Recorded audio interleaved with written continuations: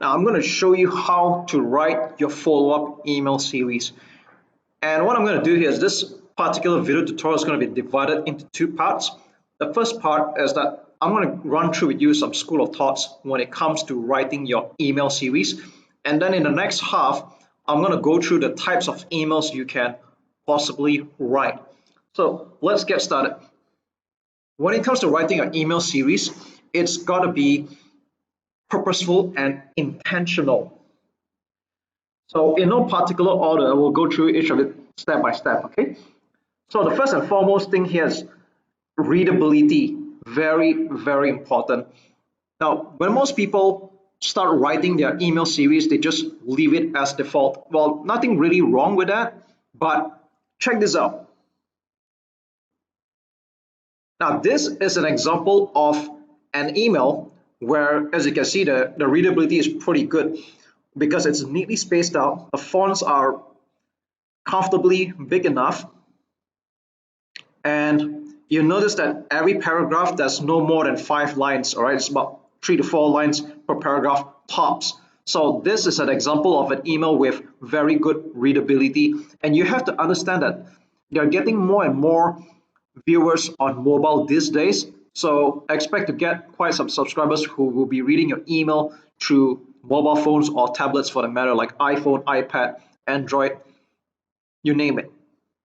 So on the other hand, an example of a really bad readability would be having all this bunched up together or very, very long paragraphs with small, tiny words. So to me, the litmus test is quite simply this. If you can read this email and it's comfortable on your eyes, then it passes the readability test. So that brings up to the second point here.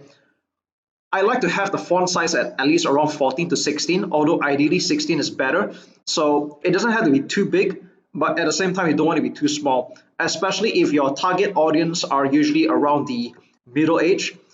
You don't want them having difficulty squinting their eyes or having difficulty reading your email. So normally I put it about size 14 to 16. 16 would be the most ideal. And this depends on what kind of autoresponder you are using. I use Aweber most of the time, and I use font size 16. The next point here, this comes up as a regular debate even to this day among new email marketers. How often should I send an email to my list? I'm going to cut the chase here. You're going to send email to your list every single day. That's right. Or you're going to put a daily interval going on here. And here's why. If you send your email only once in a while, guess what? You're going to lose your subscribers' attention. And I think this is very crucial. If you are shy in marketing to your prospects, guess what? Your prospects are going to end up buying from your competitors who are not shy, or they're just shameless in marketing to them because they're more daring and they're more outgoing. So this is not up for debate. Send an email every single day throughout your email series. Okay, got it? Next point.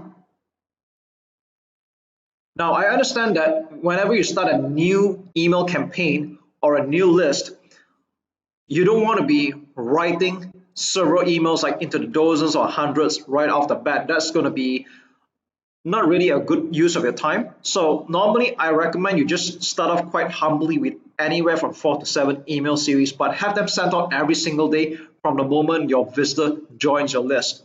So start off with 4 to 7 email series, and after that you can consider adding more afterwards. So to this day, I have email series that go anywhere from 4 to 7 and some like 20 or 30 and above. But the most important thing is get started with just a few, and you can always test out from here. Next point, number 5, sell the click. Very important. Do not do the selling in your email. And what this means to say is that quite simply this.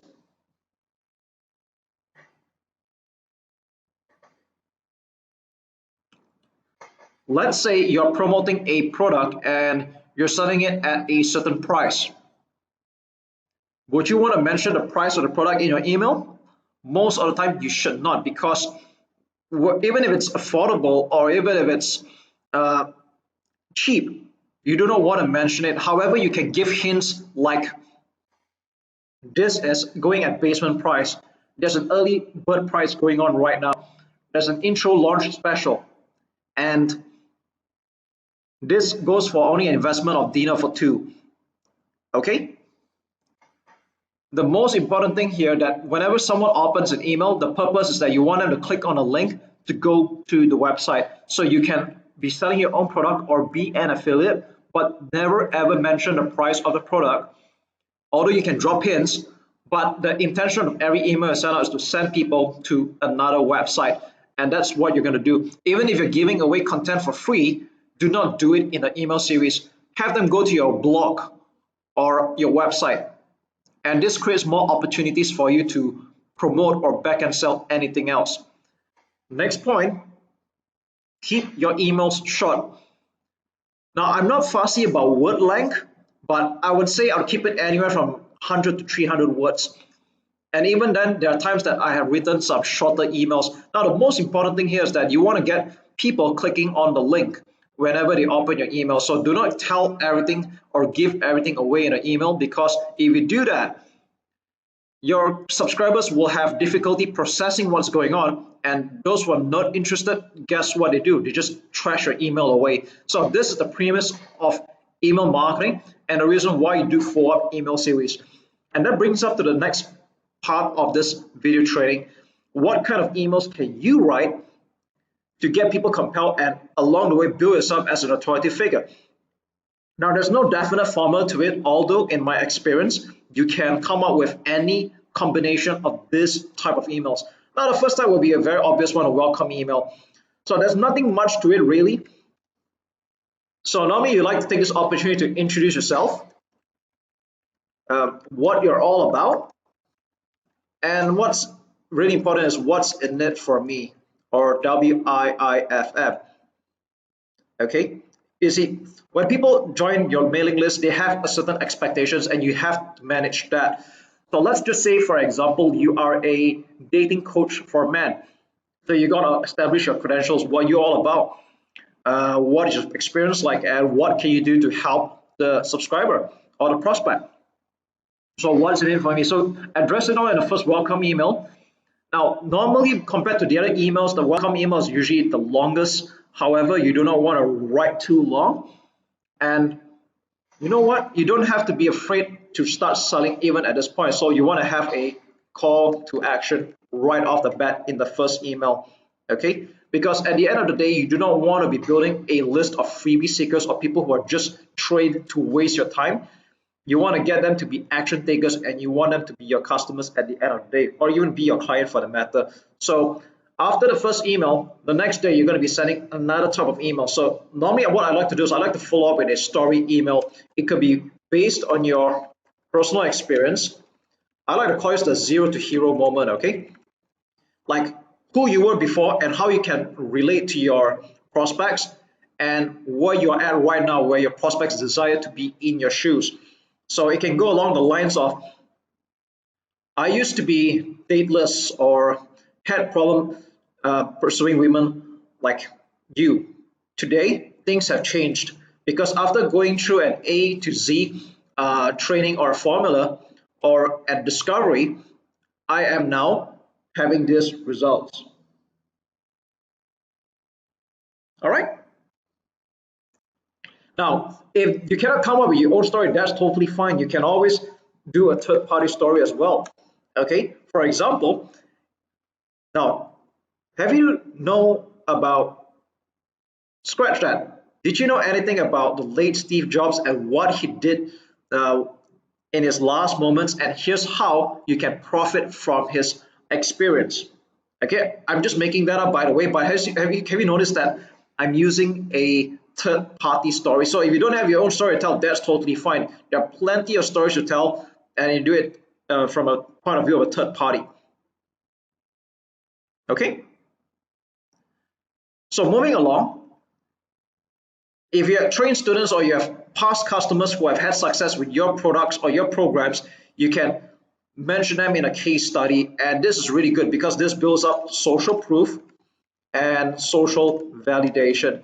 Because here's the thing, nobody likes to be a pioneer and no one wants to be the first to try.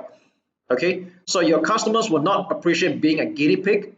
So they like to naturally know if anyone else had done it before them and what their results were like. And this builds up more confidence. Okay, the most important thing here is that you want to inspire confidence in the usage of your program or your products. So you can come up with case study or testimonials.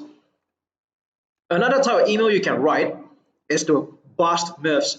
Now, one of the mistakes that marketers tend to make is that they try to get into teaching mode. Okay, like they try to teach new stuff.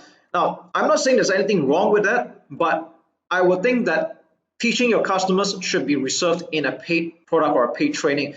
What they need is to experience a paradigm shift. Okay, they need to experience a paradigm shift, and that's why they're on your list. And you need to take this opportunity to be busting myths. So I'm going to use another example right now. Let's say you are selling a weight loss supplement or a weight loss program. So perhaps you can take this opportunity to bust a very commonly subscribed myth.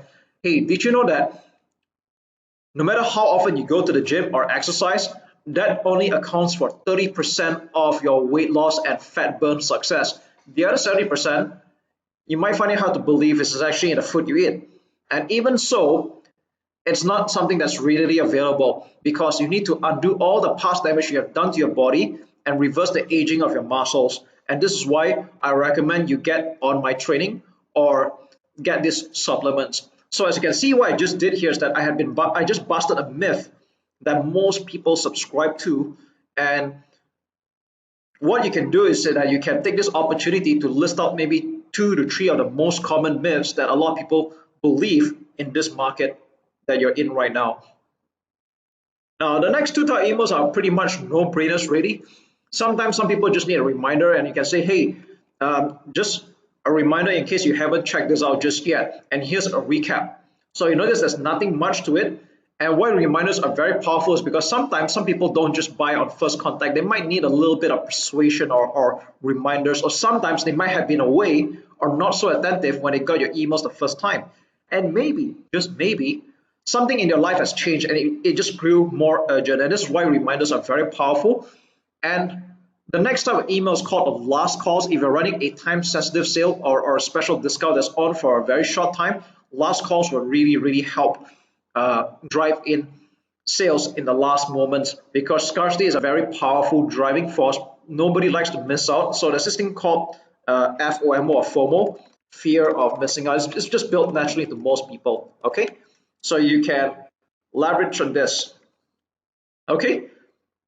Now, there are many more types of emails I can get into, but with these 6 email types alone, you can write many emails and put them all into your autoresponder.